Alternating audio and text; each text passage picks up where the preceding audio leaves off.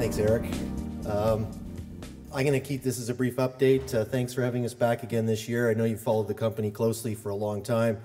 We're going to be outside afterwards, so you can come ask some questions, so I'll keep it brief, and I am going to focus mostly on the Bishop mine today and what we're doing to bring that zinc production to market and what we're doing to grow the amount of zinc exposure we have through the Bishop mine. I'm going to make some forward-looking statements. Please give a read. You can get a copy of the presentation out front, and I encourage anybody whose interest is piqued by this presentation to review our MD&A and AIF, available on a little memory stick at our booth, or you can get it on the internet through CDAR or our website. We have very good disclosure. You can learn everything you need to know to make an investment in the company. I'll start off with a brief introduction for those of you that might not know Nevsun. Nevsun is a producing company. Our mine is the Bishop mine in Eritrea. We've been in Eritrea for 18 years. We discovered and built this mine. We've put $420 million of capital investment on time and under budget onto the ground in the country through 3 phases of development, summarized a few seconds ago by Eric.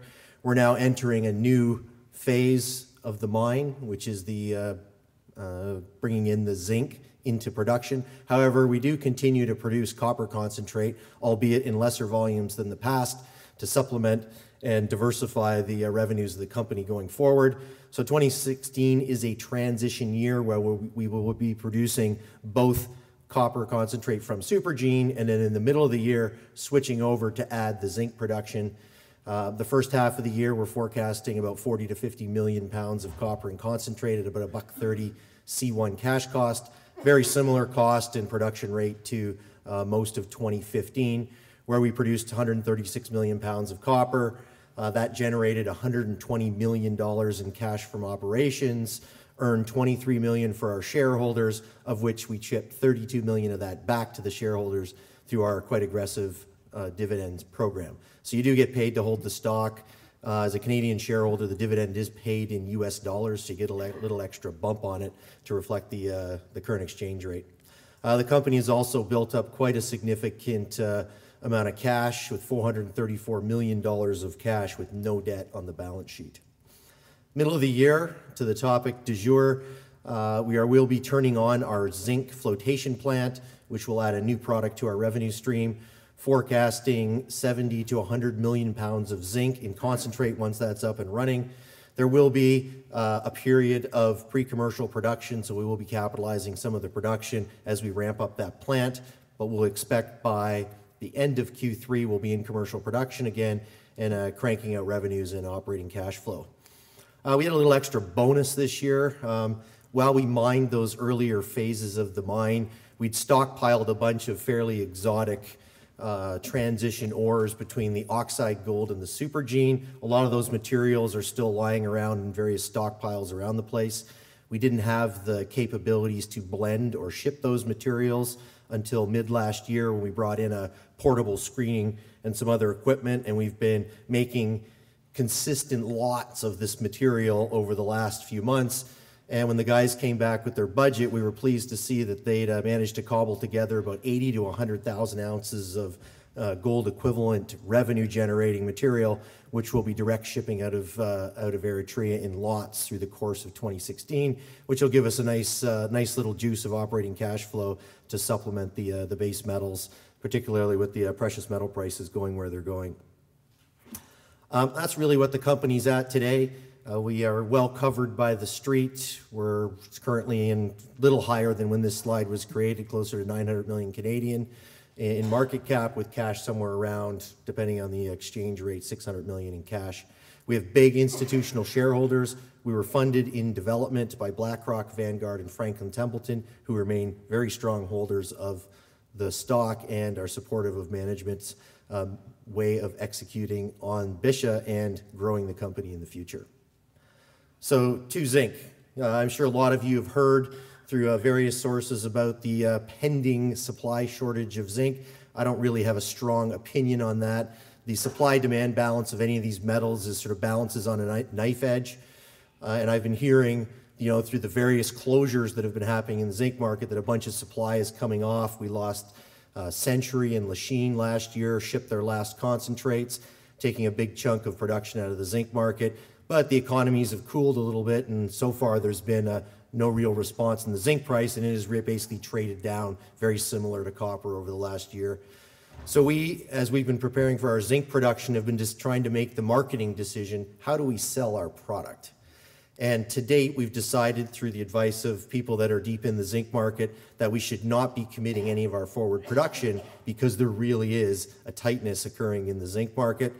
We were just recently at the World Zinc Conference in Arizona, where we met and presented our product and specifications and samples to the variety of smelters we intend to sell our product to. And quite the happiness in the response was that we got very, very aggressive quotes back on the treatment charges we'd be paying for that material, which indicates that the smelting community is somewhat desperate to secure feed, which means there is a shortage, at least for feed coming into the smelting business. So that sort of portends that perhaps this story is real, and it hasn't yet flown through to the metal price, but I think as Eric is mentioning, a lot of people are feeling very bullish about the near term of zinc as that supply constraint really bites. Bisha is the only new large source of zinc coming on in 2016 and is very sought after by the smelters. Its current reserves, 1.7 billion pounds of payable zinc in reserves. That's after extraction and losses and payability deductions. So we have good exposure to the metal. Every 10 cents, adds a lot of extra cash flow to Bisha and to Nevsun. However, the big story is that in resources, we have 3.5 billion pounds, and that's only M&I. I can't add M&I and I together. There's even more in inferred, and we continue to grow that through an aggressive exploration program on our land package at the project.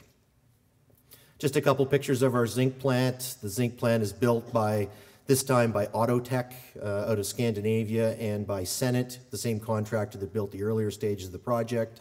It came in $20 million US under budget. The original budget was $100 million bucks.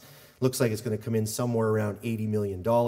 Most of that money has been dispersed, so that money does not come out of the cash balance, but it comes out of operating cash flow, and there's about $15 million of disbursements on that project this year before we turn the plant on, and everything's tracking to a May or early June startup. That plant will allow us to deliver the current 9.5-year reserve life of the Bisha open pit mine. You can see here the split of the net smelter return revenue. The NSR revenue is about 43.59 copper zinc, bent a little bit towards copper because of the pure copper production for the first half of this year, but really it's about 50-50 copper zinc exposure to our revenues going forward. What are we doing to convert some more of those resources to reserves? Well, there's two active programs underway. The first is looking at underground mining underneath the Bisha main pit, and that includes possibly even shrinking the depth of the pit. And we've stopped stripping some of the later phases of the mine already in anticipation of a positive outcome. However, still some work to do. We're drilling a tier of holes, on those open at depth arrows this year. Got a 12,000 meter program budgeted, and then a PEA coming out in 2017 to show the market what that likely looks like. Similarly, we're also drilling, if you follow the company, you saw a bunch of press releases over the last 18 months of some great holes we're getting, and they're getting better and better as we go deeper and deeper underneath the Harina deposit. Recently put out a resource, which you can see over at the booth, significantly growing the resources at that deposit. And again, we're looking at an underground mine plan in a scoping way for early 2017 to try and put some numbers to paper, but that's also looking very promising. Another 12,000 meters going into that deposit this year. We also have a big land package. This map is showing sort of a 20 to 30 kilometer radius around the plant. All of the ground is ours. All of the licenses belong to the Bisha company, and we're lots of greenfield targets still to go on the favorable horizons. We've got a great track record of success at Bisha. We've been able to continuously fill the depletion in the reserve. We've been able to also grow the underlying resources, and we think we can add a lot of value through the drill bit at Bisha going forward. The company itself, I've already talked today about maximizing the value of those resources through the drill bit and through those studies, growing those resources through continuing greenfield exploration. We're very confident in continued strong operating cash flow from Bisha, funding our dividends, funding our discretionary expenditures like exploration, and giving us license to then grow the company. If you want to talk to me about what we plan to do with our balance sheet to grow the company, please come see me out at the table on the next break.